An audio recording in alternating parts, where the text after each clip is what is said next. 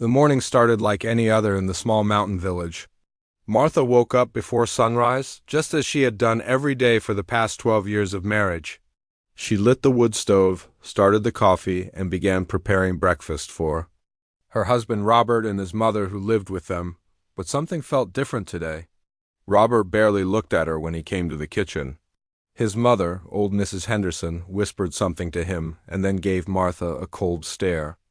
Martha had grown used to these looks over the years, but today they seemed especially harsh. "Get your coat," Robert said suddenly. "We're going to the woods to gather herbs for Mother's medicine." Martha felt a small spark of hope. Maybe Robert was finally including her in something important. Maybe his mother's illness would bring them closer together. She quickly finished her morning chores and grabbed her worn brown coat from the hook. By the door, the walk into the forest was quiet, too quiet. Robert walked ahead of her, never turning around to make sure she was keeping up. The October air was crisp and cold, and Martha pulled her coat tighter around her shoulders. The leaves on the trees had turned beautiful shades of red and gold, but she barely noticed them. Something in Robert's behavior was making her nervous. They walked deeper into the woods than Martha had ever been before. The familiar paths of their village disappeared behind them. The trees grew thicker, taller, and the morning sunlight struggled to reach the forest floor. Martha's feet were getting tired, and she called out to Robert to ask how much further they needed to go. "Just a little more," he said without turning around. His voice sounded strange, almost guilty. After what felt like hours, Robert finally stopped in a small clearing surrounded by tall pine trees. Martha looked around, confused. There were no herbs here that she could see, no plants that would help with his mother's illness. Just trees, fallen logs, and patches of moss on the ground. "Robert, I don't see any herbs here," she said, walking toward him. "Maybe we should look somewhere else." That's when Robert turned around, and Martha saw something in his eyes that made her blood run cold. It wasn't love or even indifference. It was something worse. It was the look of a man who had made a terrible decision and was about to go through with it. "Martha," he said slowly, "my mother is dying. We don't have money for a doctor. We barely have enough food to feed ourselves." Martha nodded, not understanding where this was going. "I know things are hard, but we'll manage. We always do." Robert shook his head. "No, we won't. Not anymore." He took a deep breath. "You've been my wife for 12 years, Martha. 12 years and no children, not even one." Martha felt like someone had punched her in the stomach. They had talked about this before many times. The disappointment, the shame, the whispered comments from neighbors, but she thought they had accepted it. She thought Robert understood it wasn't her fault. "Robert, please. You know I've tried. I've prayed, I've seen the herb woman, I've done everything. It doesn't matter what you've tried," Robert interrupted. "The fact is, you're barren. My mother says a woman who can't bear children is cursed. She says you're bringing bad luck to our family." Martha felt tears starting to burn her eyes. "That's not true. Your mother's illness has nothing to do with me. These are just superstitions." But Robert wasn't listening anymore. He was looking past her as if he couldn't bear to meet her eyes. "The family council met last night. We talked about what to do with you. What to do with me." Martha's voice came out as a whisper. "We can't afford to keep you anymore. You eat our food, you take up space, and you give us nothing in return. No children, no future, no hope." Robert's words were like knives. "We decided it would be better if you went away." Martha stared at him in disbelief. "Went away, Robert, I'm your wife. I cook your meals, I clean your house, I take care of your mother. How can you say I give you nothing?" "Any woman can cook and clean," Robert said coldly. "But only a real woman can give a man children and carry on his family name." The forest seemed to grow quieter around them. Even the birds had stopped singing. Martha looked around the clearing and suddenly understood why Robert had brought her. So far from home, this wasn't about gathering herbs. This was about something much worse. "You're leaving me here," she said, the words coming out flat and emotionless. Robert nodded but still wouldn't look at her. "It's better this way. Quick and clean. If you come back to the village, we'll just have to send you away again." This Way, it's final. Robert, please. If you don't want me as your wife anymore, I understand. But don't leave me here to die. Let me go to the next town. Let me find work somewhere. I can take care of myself. For a moment, Martha thought she saw doubt in Robert's eyes. But then he seemed to remember something, probably his mother's words, and his face hardened again. Sorry, Martha, but this is how it has to be. He turned and started walking back the way they had come. Martha ran after him, grabbing his arm. Robert, wait! You can't do this. 12 years of marriage has to mean something. Robert shook her off roughly. 12 wasted years, he said. I could have married someone else, someone who could give me sons. And then he was gone, walking quickly through the trees, leaving Martha alone in the clearing dot. She stood there for a long time, unable to believe what had just happened. The silence of the forest pressed in around her. She had no food, no water, no shelter. She had never been this deep in the woods before. She didn't even know which direction led back to civilization. The reality of her situation hit her like a physical blow. Robert had brought her here to die. His own wife of 12 years, left in the wilderness like a piece of unwanted furniture. Old because she couldn't have children. Martha sank down onto a fallen log and let the tears come.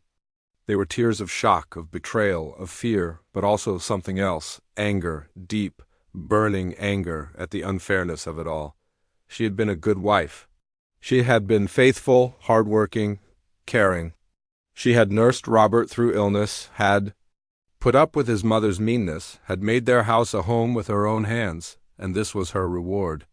Abandonment in the forest because her body couldn't do the one thing society demanded of women. As the sun moved across the sky and the afternoon grew colder, Martha made a decision. She wiped her tears and stood up.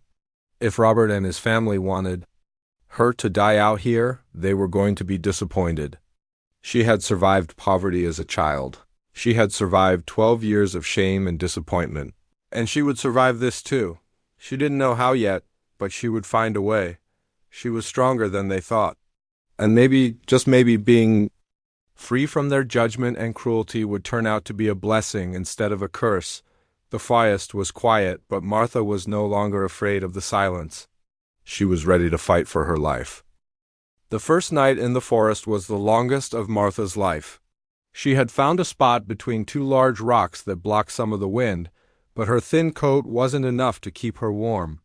She gathered as many fallen leaves as she could find, and piled them around herself like a blanket. But still, she shivered until morning came. When the sun finally rose, Martha's stomach was cramping with hunger. She had never gone a full day without eating before. Robert always made sure there was food on the table, even if it was just bread and soup.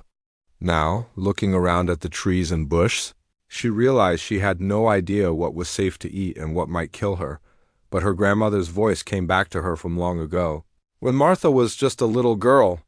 Remember, child, the old woman had said during their walks in the woods. These berries here are safe, red berries with the smooth skin. But stay away from anything white or black unless you're sure. Martha found some red berries on a low bush and ate them carefully. Just a few at first. They were sour and made her mouth pucker, but they stayed down. She also remembered her grandmother talking about certain roots that could be eaten, and about how to find clean water by following the sound of streams. On her second day, Martha found a small creek running between the trees. The water was ice cold and clear, and she drank until her stomach hurt. Then she followed the creek upstream until she found a better place to set up camp.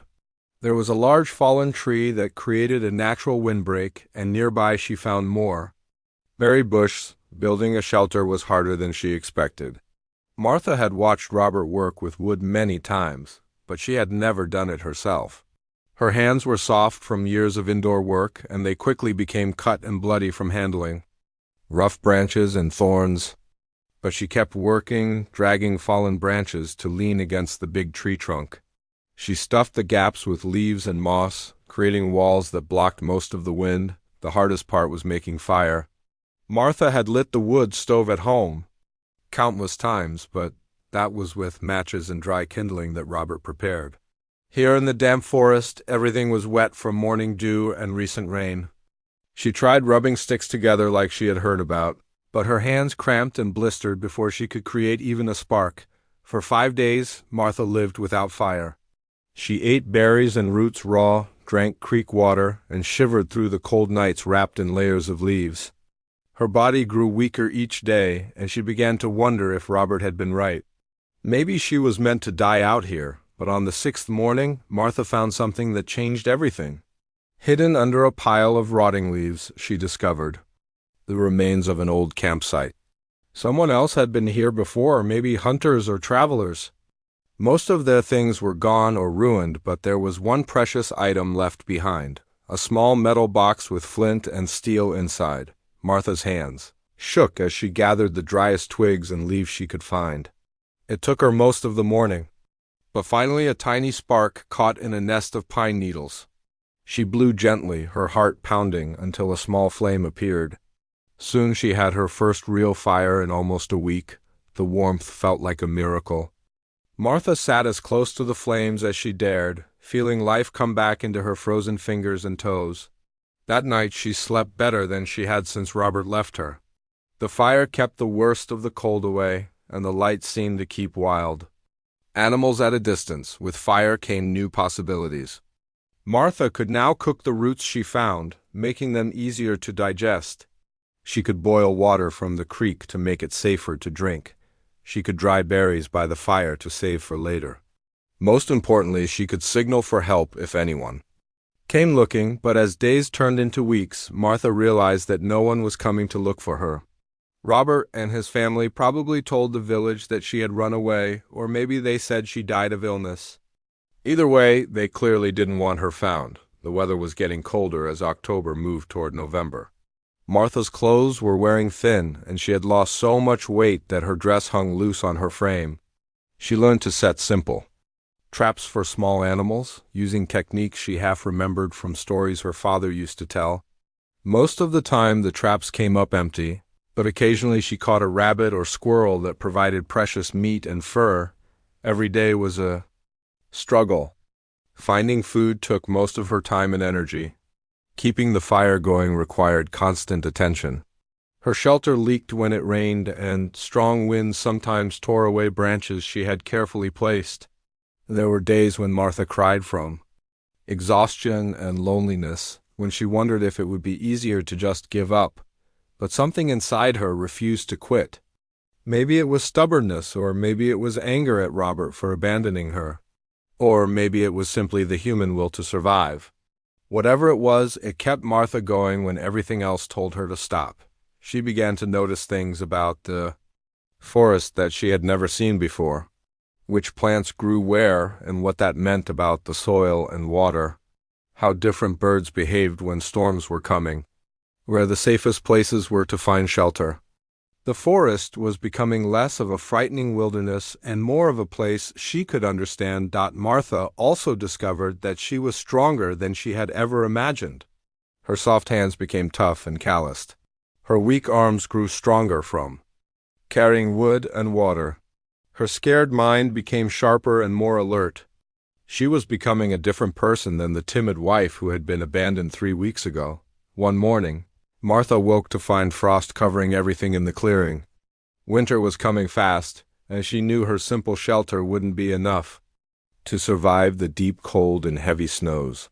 She needed to find better protection or find people who could help her, but she also realized something else. She wasn't the same helpless woman who had begged Robert not to leave her. She had survived 3 weeks in the wilderness on her own. She had learned to make fire, find food, and build shelter. She had faced her greatest fears and come through them alive. Whatever happened next, Martha knew she would never again let anyone make her feel worthless. She had proven to herself that she was strong, capable, and resourceful. The forest had been meant to be her grave, but instead it had become the place where she found her true strength. As she packed up her few belongings and prepared to search for better shelter, Martha felt something she hadn't experienced in years: hope, real, genuine hope for the future. 2 miles away from where Martha was fighting for survival, Jack Miller was facing his own daily struggles. the big man with calloused hands and tired eyes was trying to raise 3 children on his own while working as a lumberjack in the mountain. Forrest. His wife Catherine had died 3 years ago, giving birth to their youngest daughter, little Rose. Since then, Jack had been doing his best to be both father and mother to Rose, 9-year-old Ben, and 12-year-old Lucy. It wasn't easy. Every morning he had to leave before dawn to cut timber, and he worried constantly about leaving the children alone. Lucy, the oldest, had stepped up to help care for her younger siblings. She cooked simple meals, helped Ben with his letters, and kept Rose out of trouble. But Jack could see the weight of responsibility wearing on his daughter. She was growing up too fast, missing out on being a child herself. Ben was struggling with his reading and felt frustrated that he couldn't help more around the house. He was old enough to want to be useful, but still too young for the heavy work that Jack did. The boy often felt caught in the middle, not little enough to be carefree like Rose, but not big enough to really help his family, and Rose, at just 6 years old, barely remembered her mother. She would sometimes ask why other children had mothers when she didn't, breaking Jack's heart every time. He tried his best, but he knew there were things about raising a little girl that he simply didn't understand on this particular cold October morning. Jack had planned to work close to home so he could check on the children during his lunch break. But as he was getting ready to leave, he discovered that Ben and Rose were nowhere to be found. "Lucy," he called to his daughter, who was washing dishes from breakfast. "Where are your brother and sister?" Lucy looked up with worry in her eyes. "I don't know, Papa. Ben said he was going to collect firewood and Rose wanted to go with him. That was over an hour ago." Jack felt his stomach drop. Ben was responsible for his age, but an hour was too long to be gone, especially with little Rose along. The woods around their cabin were usually safe, but there were always dangers: wild animals, steep ravines, places where a child could get lost or hurt. "Which way did they go?" Jack asked, already reaching for his heavy coat. "Toward the east." "Trail, I think." "Papa, I'm sorry, I should have watched them better." Jack squeezed his daughter's shoulder. "It's not your fault, sweetheart. You can't watch them every minute." But inside, he was cursing himself. This was exactly what he had been afraid of. Something happening to his children while he was trying to work and provide for them. He grabbed his axe and headed into the forest, calling Ben and Rose's names. The morning was gray and cold, with a wind that made the tree branches creak and groan overhead. Jack followed the east trail, looking for any sign of the children's passage. After 20 minutes of searching, he heard voices in the distance. Relief flooded through him until he realized there were more voices than just Ben and Rose, adult voices, and they didn't sound familiar. Jack moved carefully toward the sound, gripping his axe handle tighter. In these remote mountains, strangers could mean trouble. Bandits sometimes used the forest roads, and there were always men running from the law who might not think twice about hurting children if they felt threatened. But as he got closer, Jack could hear Ben's voice clearly, and the boy didn't sound frightened. He sounded excited, almost animated.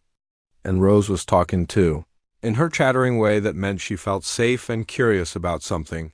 Jack crept to the edge of a small clearing and stopped in amazement at what he saw. There was a woman sitting on a fallen log, and his children were gathered around her like she was telling them the most fascinating story in the world.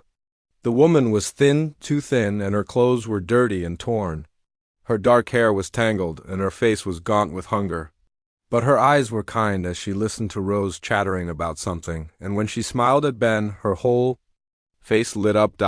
This wasn't a bandit or criminal. This was someone who needed help. Jack stepped into the clearing, and all 4 heads turned toward him. Ben and Rose immediately ran to him, both talking at once. "Papa, we found a lady," Rose announced, as if discovering people in the forest was the most natural thing in the world. "She's been living out here all by herself," Ben added, his eyes wide with admiration. "She built a shelter and everything, and she knows how to make fire with just rocks." Jack looked at the woman, who had stood up when she saw him. She was swaying slightly on her feet, and he could see that she was weak from hunger and exhaustion. But there was something in her posture that spoke of dignity, even in her desperate condition. "Ma'am," Jack said carefully, "I'm Jack Miller. These are my children. Are you all right?" The woman looked at him for a long moment, as if trying to decide whether he was friend or enemy. Finally she spoke, and her voice was hoarse from days of little use.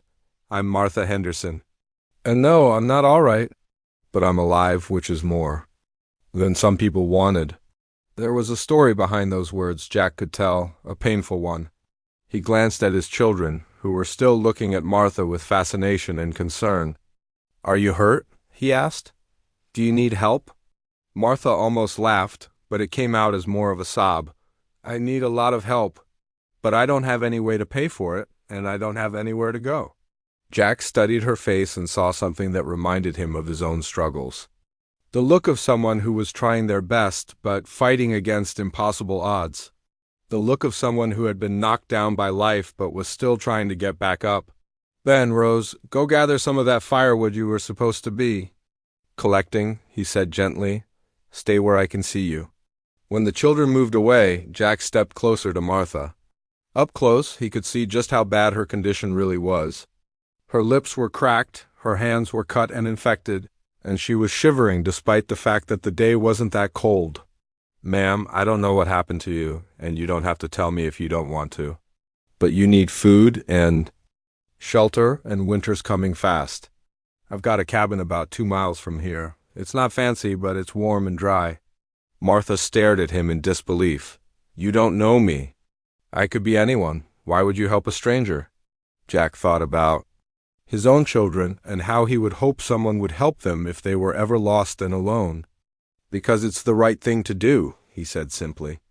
"And because my children seem to think you're worth helping. They're pretty good judges of character."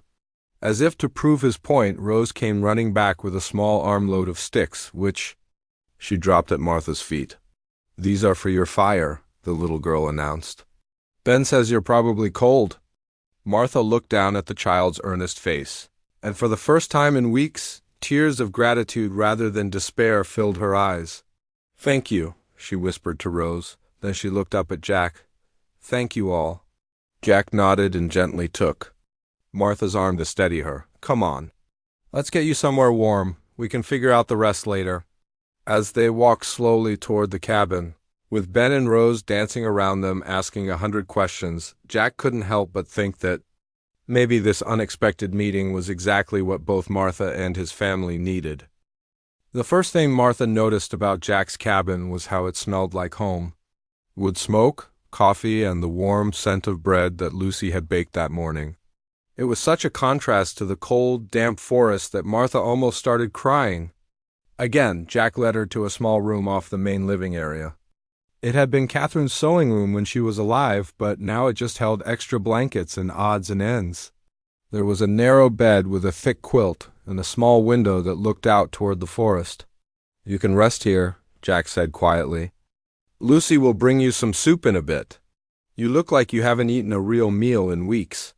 Martha sat carefully on the edge of the bed, afraid she might dirty the clean quilt with her grimy clothes. "I can't pay you for this," she said again. "I don't have anything to give you."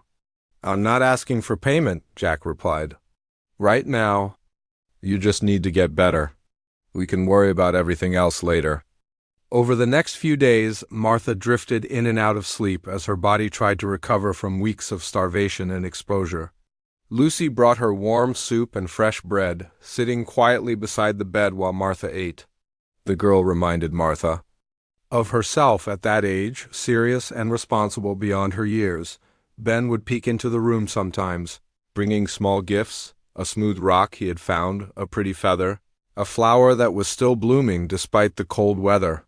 He was shy but curious, asking careful questions about how Martha had survived in the forest, and little Rose had no shyness at all. She would climb right up onto the bed and chatter away about anything that came into her head.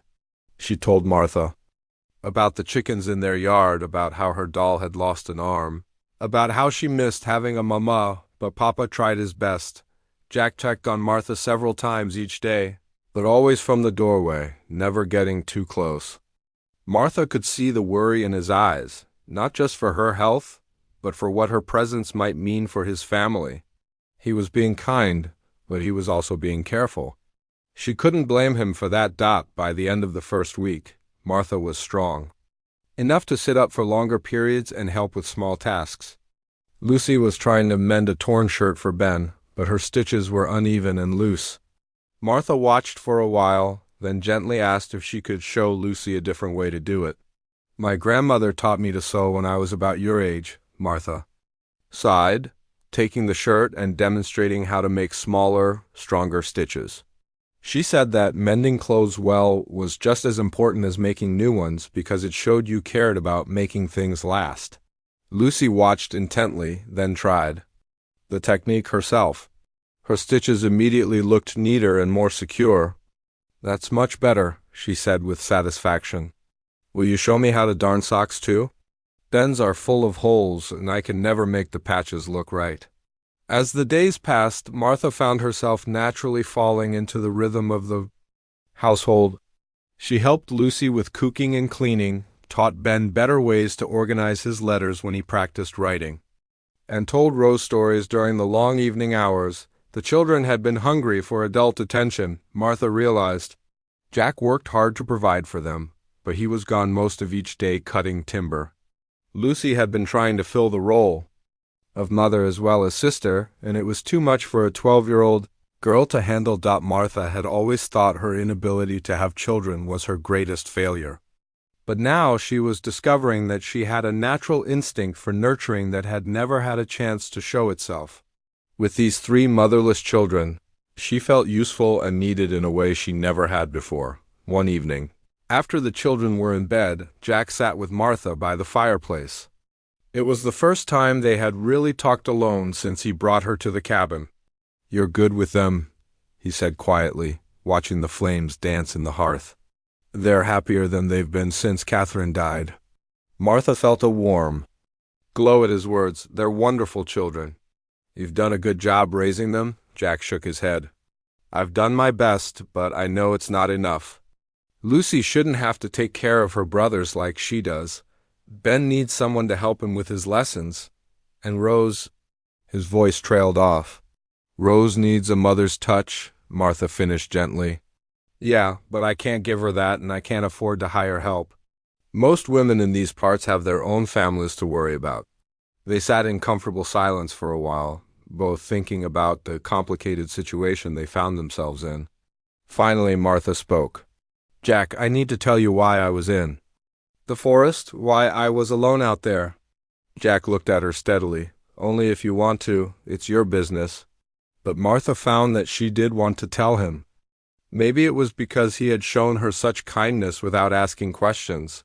Or maybe because she sensed that he would understand what it felt like to be struggling against circumstances beyond your control. She told him about her marriage to Robert, about 12 years of trying and failing to have children, about the shame and whispers and growing coldness in her home. She told him about the morning Robert led her into the forest and left her there to die. Jack's face grew darker as the story went on, and by the end, his hands were clenched into fists. "That's not a man," he said angrily. "That's a coward. Real man doesn't abandon his wife because of something that's not her fault." Martha felt a rush of gratitude for his immediate fierce defense of her. Robert had made her feel like she was the problem, like she deserved what happened to her. But Jack saw it clearly for what it was, cruelty and cowardice. "I thought maybe I was cursed," Martha admitted. "Some women in the village said that's why I couldn't have children. That God was punishing me for some sin." "That's nonsense," Jack said firmly. "My Catherine wanted 6 children, but her body could only safely carry 3. Does that mean she was cursed? Does that mean God didn't love her?" He shook his head. "Sometimes things just happen, and it's nobody's fault." Martha felt something tight in her chest finally loosen. For years, she had carried the weight of feeling like a failure as a woman. But sitting here, helping to care for these children, who so clearly needed her, she was beginning to understand that motherhood wasn't just about giving birth. It was about nurturing, teaching, protecting, and loving. And those were things she could do. "What will you do now?" Jack asked. "When you're feeling stronger, do you have family somewhere? Friends who would take you in?" Martha shook her head. "Robert was my only family. And after what he did, I don't think I could ever trust anyone from that village again. You could stay here, Jack said quietly. I mean, if you wanted to. The children love having you around. And God knows I could use the help. I can't pay you much, but you'd have a roof over your head and food on the table. Martha looked at him in surprise. You'd let a stranger live in your house, with your children? You're not a stranger anymore, Jack said simply. You're someone who my children trust, and someone who's proven they care about this family. That's enough for me. Martha felt tears start to build in her eyes again, but this time they were tears of hope and gratitude. I'd like that very much, she said softly. I'd like to stay. News of Jack and Martha's engagement spread through the mountain settlements faster than wildfire. What should have been a joyful announcement for a family that had found happiness became the source of heated gossip and disapproval. Martha first felt the community's judgment when she accompanied Lucy to the general store to buy fabric for a new dress. The moment they walked through the door, conversation stopped and heads turned. Mrs. Patterson, the store owner's wife, gave Martha a cold look that made her stomach clench. Well, well, Mrs. Patterson said loud enough for everyone to hear. If it isn't the mystery woman who appeared out of nowhere and moved right in with poor Jack Miller? Lucy moved closer to Martha, sensing the hostility in the woman's voice. Martha put a protective arm around the girl's shoulders and spoke calmly. Good morning, Mrs. Patterson. We'd like to look at your fabric selection, please. I'm sure you would, the older woman replied with a sniff. Though I'm surprised you have time for sewing, what with all your other activities, keeping you so busy. The implication in her words was clear, and Martha felt her cheeks burn with embarrassment. But before she could respond, Lucy spoke, up in a clear, strong voice. Mrs. Patterson, Martha takes very good care of my family. She's the best thing that's happened to us since Mama died, and she's going to be my new mother soon. Mrs. Patterson's eyes widened at the girl's boldness, but she didn't back down. Child, you don't understand the ways of the world yet. There are proper ways for these things to be done, and there are other ways. Martha had heard enough. She guided Lucy toward the door. We'll find what we need elsewhere. Good day, Mrs. Patterson. But as they left the store, Martha could hear the whispers starting behind them. Words like shameful and improper and those poor children followed them out onto the street. The gossip only got worse as the weeks passed. Stories spread that Martha was a woman of questionable character who had seduced Jack for his money and property. Some claimed she was running from the law. Others whispered that she was a witch who had cast a spell on the family, the cruelest. Rumors were about her past. Somehow, word had gotten out that she had been a barren wife, abandoned by her husband. Instead of sympathy, this information was used as evidence that she was cursed or unnatural. What kind of woman can't bear children? People asked, what kind of man would want such a wife? Jack tried to shield Martha from the worst of the gossip, but it was impossible to avoid completely. When he went to sell his lumber at the mill, conversations would stop when he approached. Some of his longtime customers began taking their business elsewhere. The mill owner, Mr. Davidson, finally took Jack aside to express his concerns. Jack, I've known you since you were a boy, the older man said uncomfortably. Your father was a good man, and so are you. But people are talking about this woman you've taken in. They're saying she's not douchable. For a man with children to raise, Jack felt his temper rise. Martha has been nothing but good for my family. My children are happier and healthier than they've been in years. I'm sure she seems nice enough. Mr. Davidson continued. But what do you really know about her? Where did she come from? Why was she alone in the forest? A decent woman doesn't end up in such circumstances. A decent woman can end up in terrible circumstances through no fault of her own, Jack replied firmly. And a decent community would offer help instead of judgment. Mr. Davidson shook his head. You're thinking with your heart instead of your head, Jack. This woman could bring shame on your family name.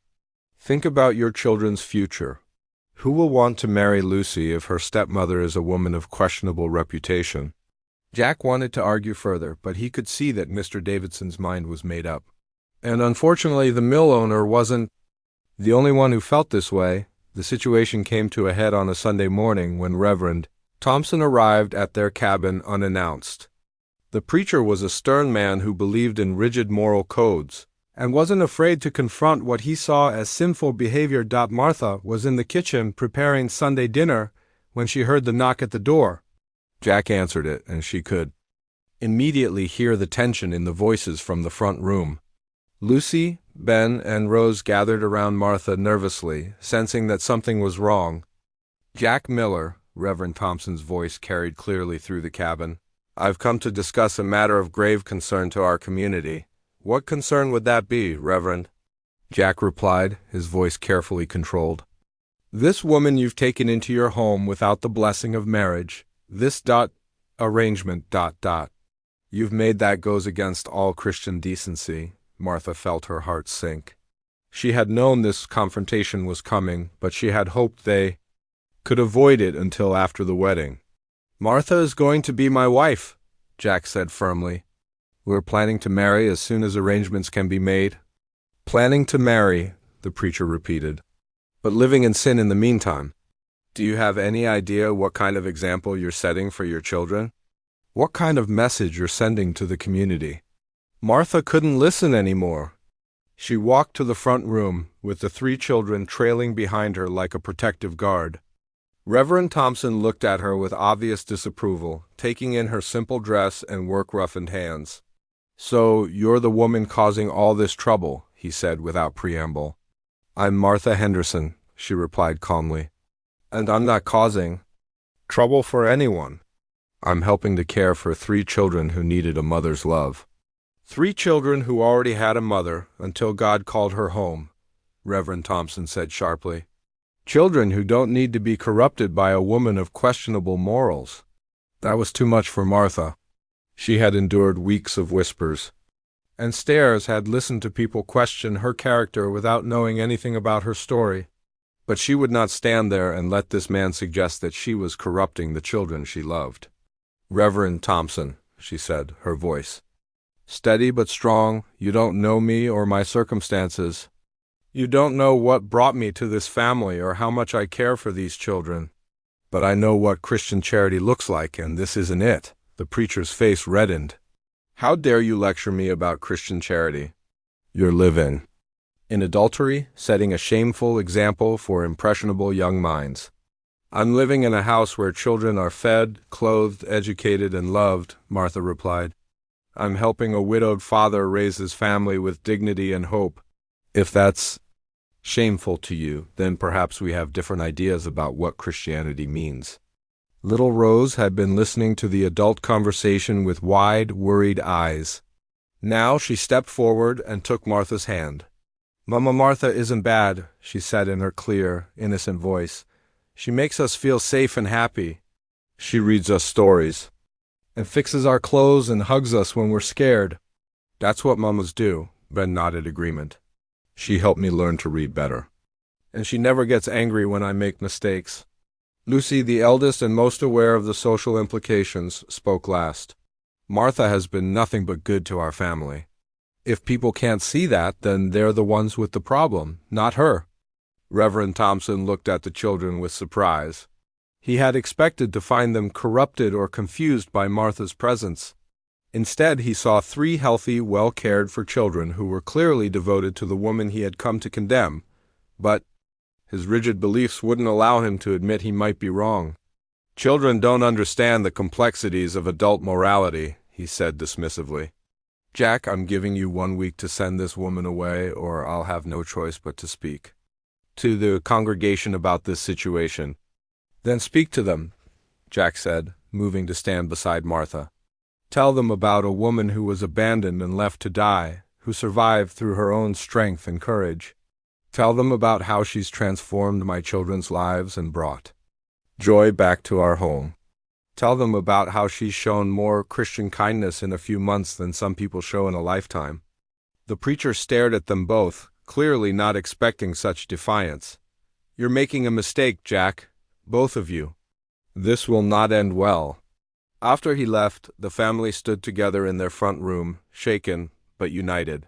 Martha looked at Jack. and his children at the faces of the people who had become her whole world, and felt a strength she had never known she possessed. "I won't let anyone make you suffer because of me," she told Jack quietly.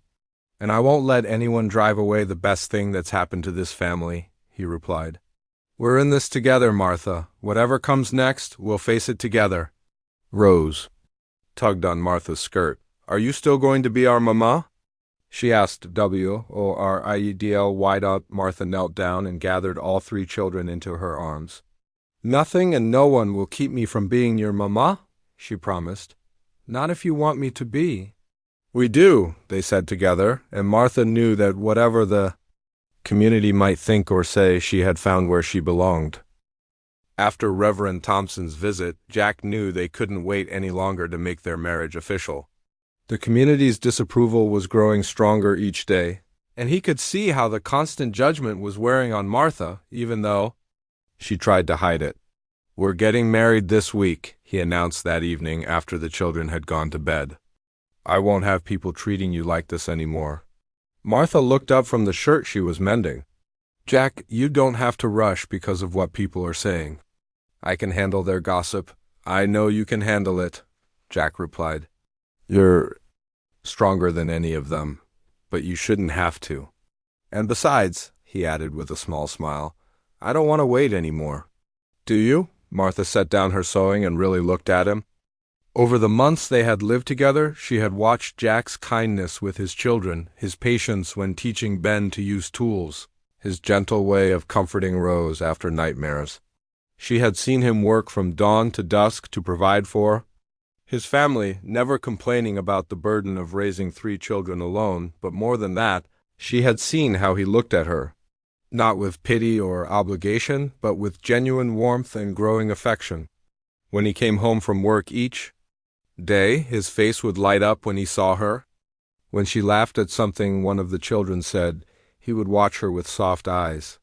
When she felt overwhelmed by the community's hostility, he would find quiet ways to show her that she was valued and wanted. "No," she said softly. "I don't want to wait anymore either." The next morning, Jack rode to the county seat to arrange for a marriage license. The clerk looked surprised when Jack explained that he wanted to marry as soon as possible, but he didn't ask questions. Mountain folk were known for making quick decisions, and the clerk had seen stranger things. When Jack returned home with the license, the children were almost beside themselves with excitement. Lucy immediately began planning what she would wear and how she would arrange Martha's hair.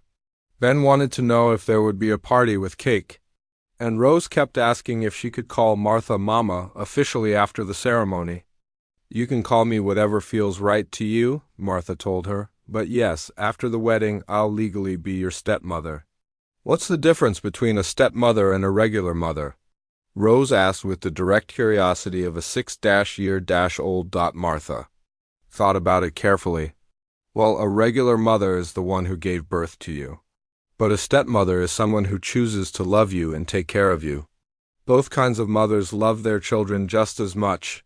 Rose seemed satisfied with this explanation. "Then I want a stepmother who chose me," she decided, since Reverend Thompson had made it clear he wouldn't perform their ceremony.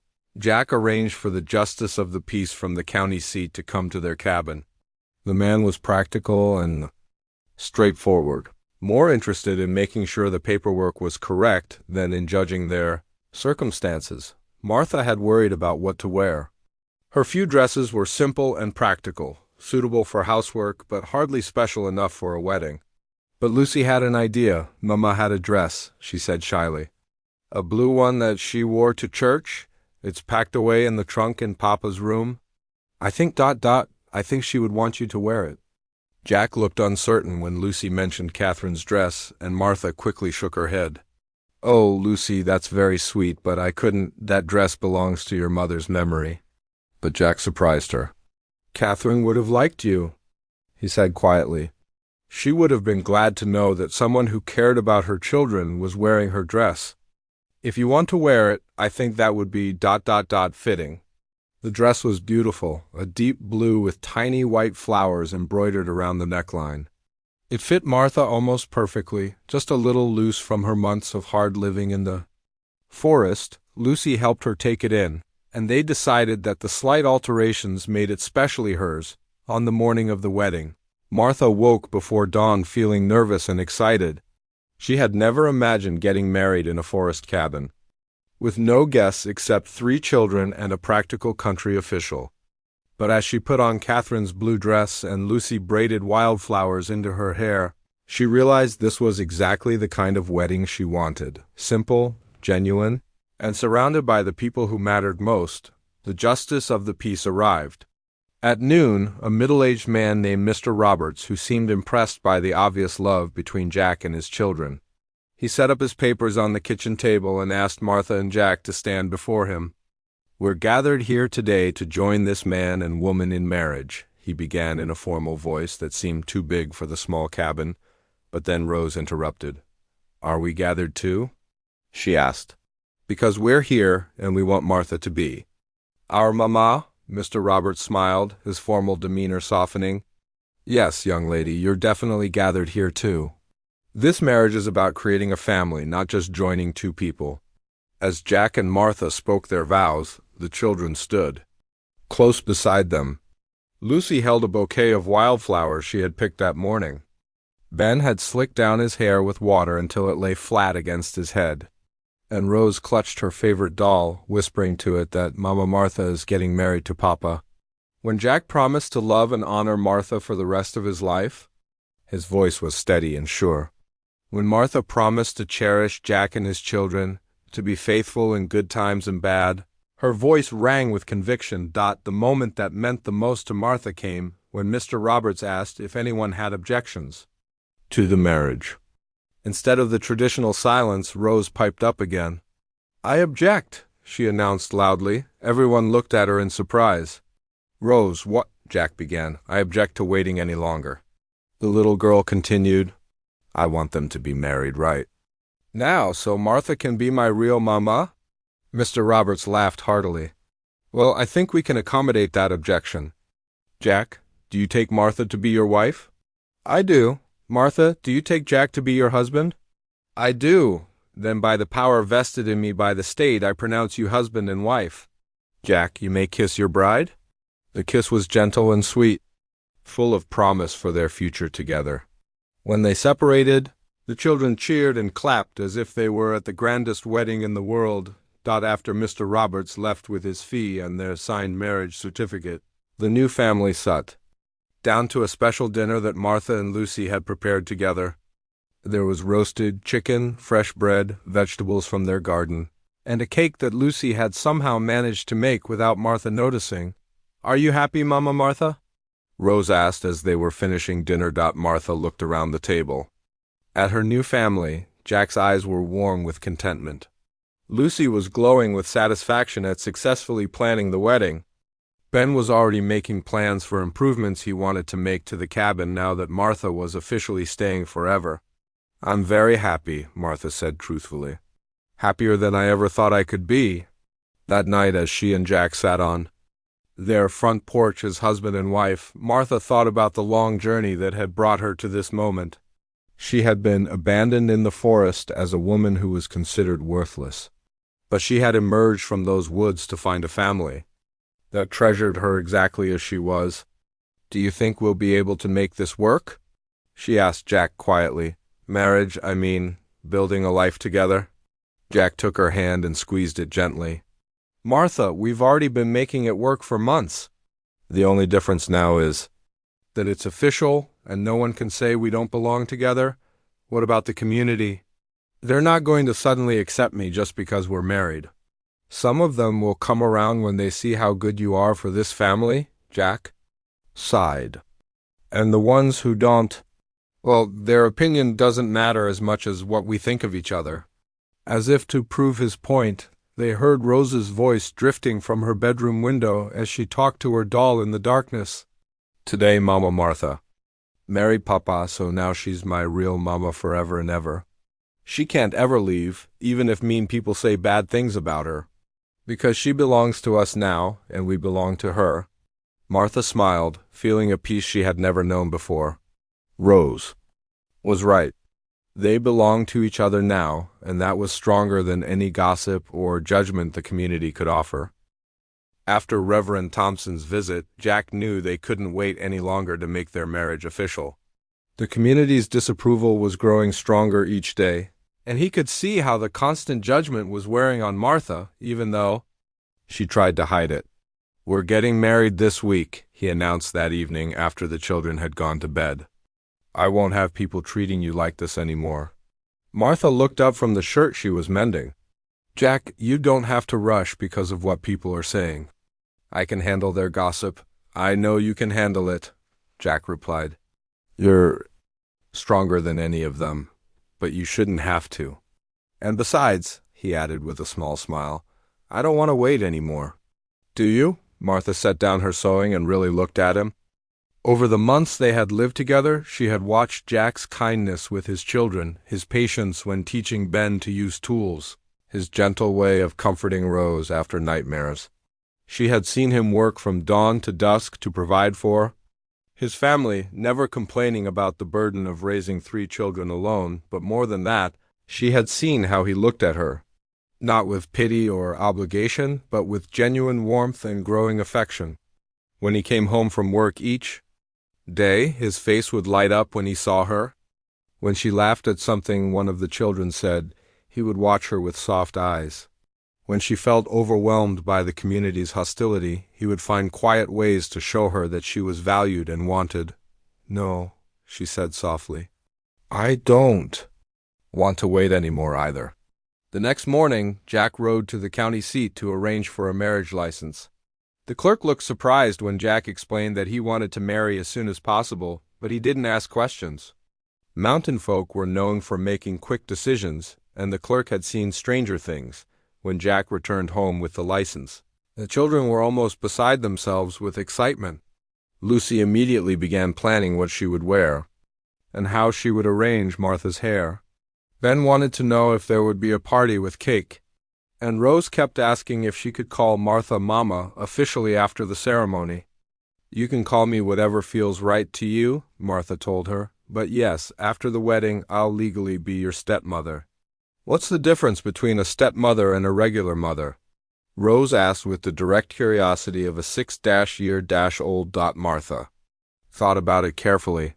"Well, a regular mother is the one who gave birth to you. But a stepmother is someone who chooses to love you and take care of you. Both kinds of mothers love their children just as much."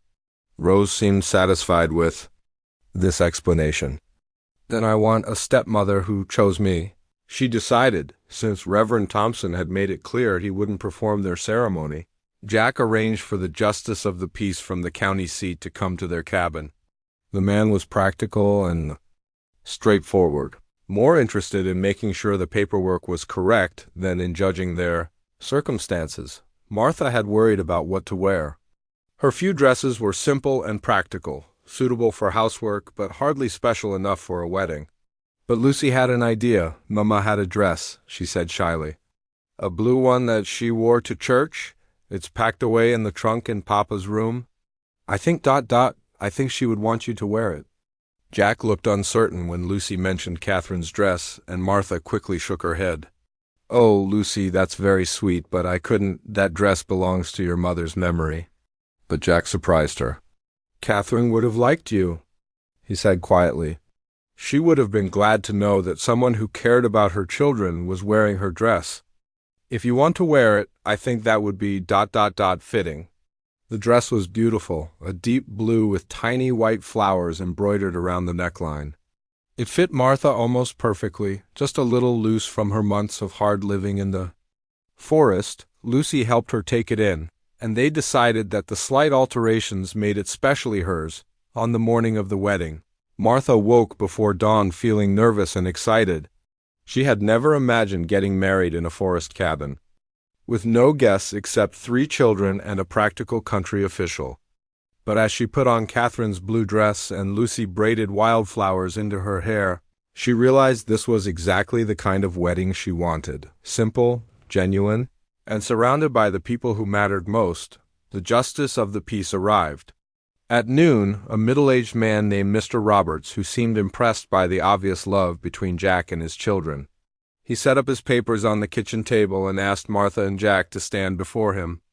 "We're gathered here today to join this man and woman in marriage," he began in a formal voice that seemed too big for the small cabin, but then Rose interrupted. "Are we gathered too?" she asked. "Because we're here and we want Martha to be our mama." Mr. Roberts smiled, his formal demeanor softening. "Yes, young lady, you're definitely gathered here too. This marriage is about creating a family, not just joining two people." As Jack and Martha spoke their vows, the children stood. Close beside them, Lucy held a bouquet of wildflowers she had picked that morning. Ben had slicked down his hair with water until it lay flat against his head, and Rose clutched her favorite doll, whispering to it that Mama Martha is getting married to Papa. When Jack promised to love and honor Martha for the rest of his life, his voice was steady and sure. When Martha promised to cherish Jack and his children, to be faithful in good times and bad, her voice rang with conviction. The moment that meant the most to Martha came when Mr. Roberts asked if anyone had objections to the marriage. Instead of the traditional silence, Rose piped up again. "I object," she announced loudly. Everyone looked at her in surprise. "Rose, what?" Jack began. "I object to waiting any longer." The little girl continued. "I want them to be married right now, so Martha can be my real mama." Mr. Roberts laughed heartily. "Well, I think we can accommodate that objection. Jack, do you take Martha to be your wife?" "I do." "Martha, do you take Jack to be your husband?" "I do." "Then by the power vested in me by the state, I pronounce you husband and wife. Jack, you may kiss your bride." The kiss was gentle and sweet, full of promise for their future together. When they separated, the children cheered and clapped as if they were at the grandest wedding in the world. After Mr. Roberts left with his fee and their signed marriage certificate, the new family sat down to a special dinner that Martha and Lucy had prepared together. There was roasted chicken, fresh bread, vegetables from their garden, and a cake that Lucy had somehow managed to make without Martha noticing. "Are you happy, Mama Martha?" Rose asked as they were finishing dinner. Martha looked around the table. At her new family, Jack's eyes were warm with contentment. Lucy was glowing with satisfaction at successfully planning the wedding. Ben was already making plans for improvements he wanted to make to the cabin now that Martha was officially staying forever. "I'm very happy," Martha said truthfully.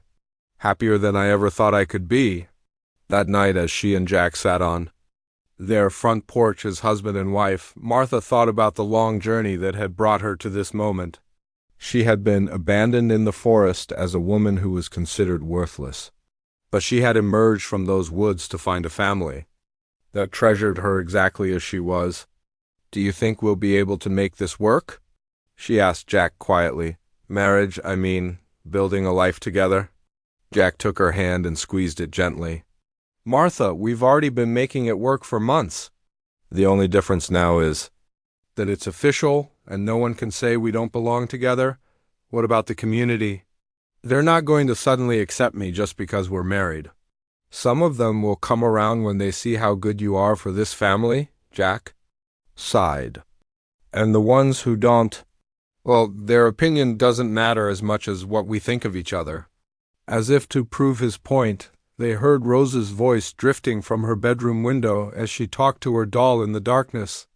"Today, Mama Martha married Papa, so now she's my real mama forever and ever. She can't ever leave, even if mean people say bad things about her, because she belongs to us now, and we belong to her." Martha smiled, feeling a peace she had never known before. Rose was right.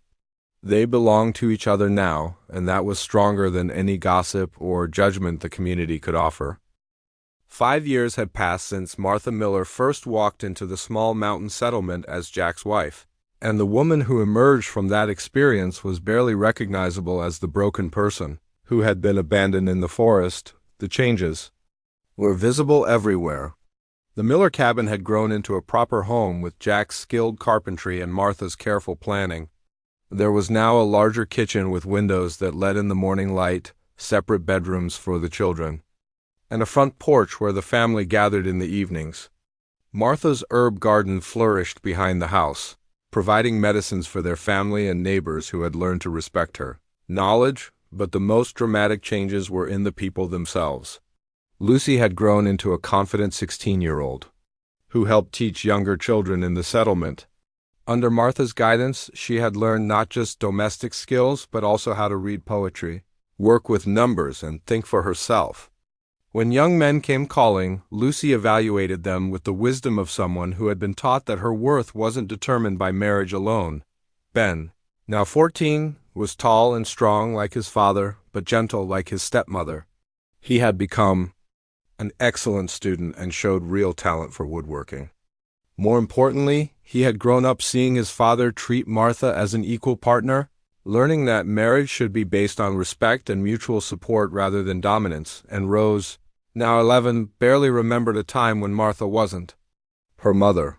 She was bright, curious, and completely secure in the knowledge that she was loved unconditionally.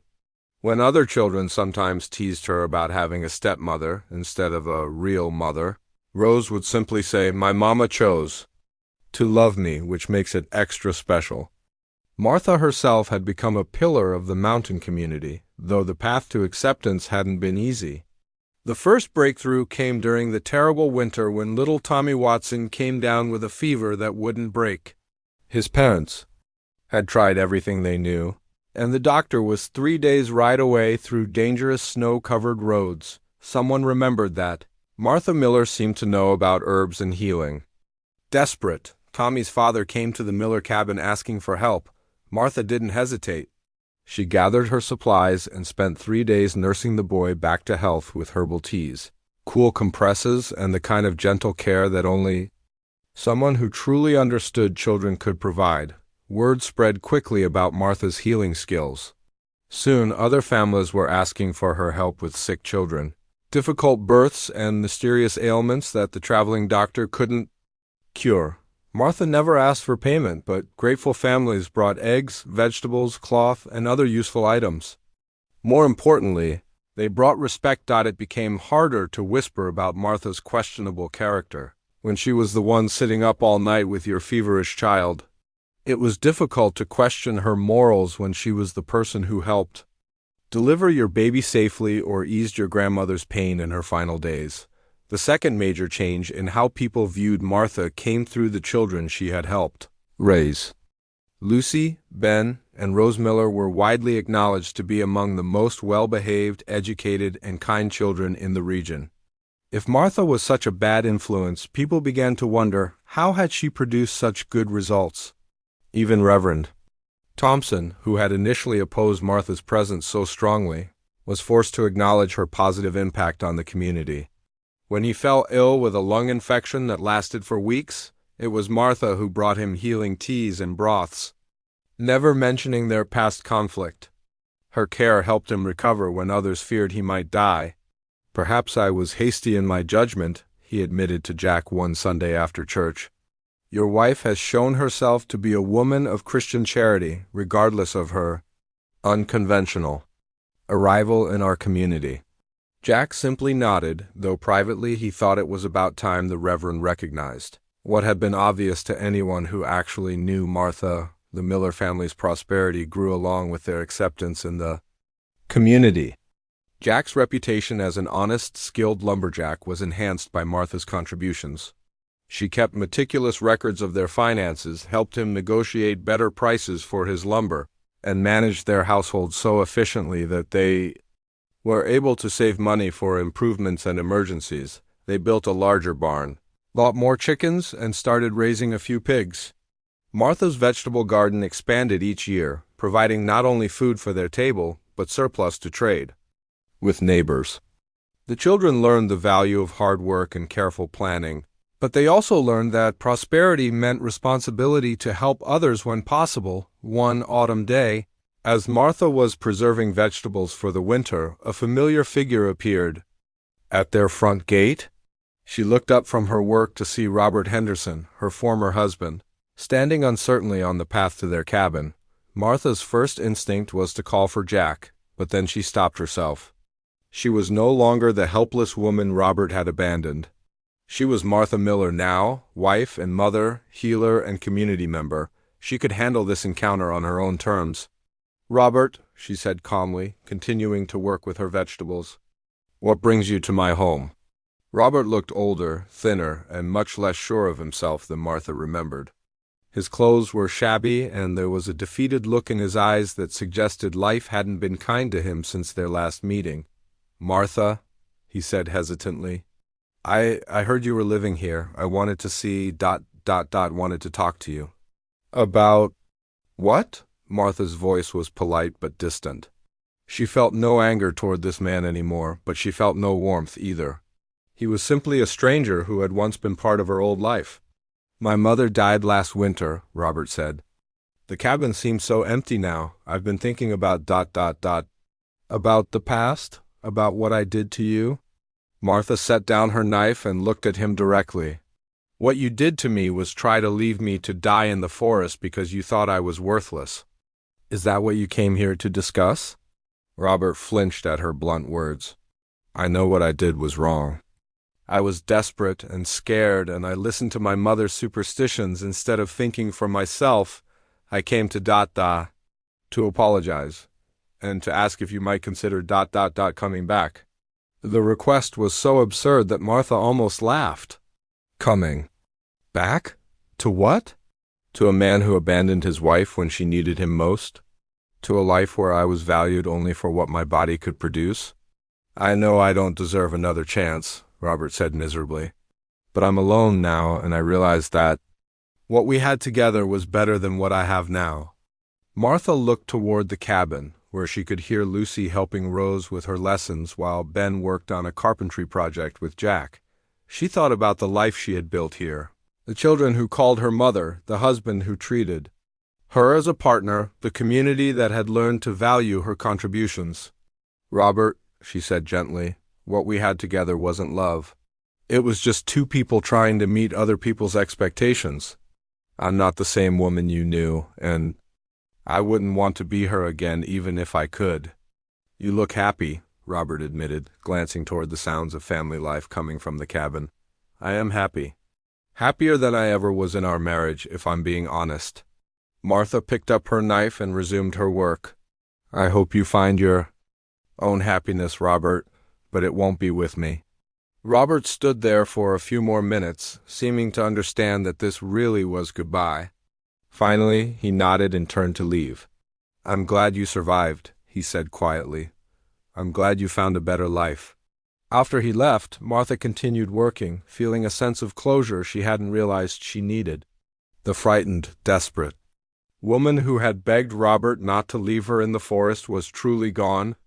In her place was someone stronger, more confident, and deeply loved. That evening, as the Miller family gathered around their dinner table, Martha looked at each face and marveled at the journey that had brought them all together. Jack's steady presence, Lucy's growing wisdom, Ben's gentle strength, Rose's boundless affection. These were the gifts that had come from what had seemed like the worst moment of her life. "What are you thinking about, Mama?" Rose asked, noticing Martha's thoughtful expression. "I'm thinking about how sometimes the worst things that happen to us lead to the best things," Martha replied. "I'm thinking about how lucky I am to be exactly where I am." "With us?" Rose pressed. "With you," Martha confirmed, reaching over to smooth the girl's hair. "With all of you, in this house, in this life we've built together." As the family finished their meal and began their evening routine, Martha reflected on the incredible transformation her life had undergone. She had been abandoned for being childless, left to die because she was considered worthless. But in losing everything she thought she needed, she had found everything she actually wanted. She was no longer defined by what she couldn't do or couldn't be. Instead, she was valued for what she could offer: love, care, wisdom, and strength. She had learned that family wasn't just about blood relationships or social expectations. It was about choosing to love and support each other through all of life's challenges. The woman who had once felt cursed and broken now understood that she had simply been waiting for the right place to bloom. In this mountain cabin, with these children who needed her and this man who cherished her,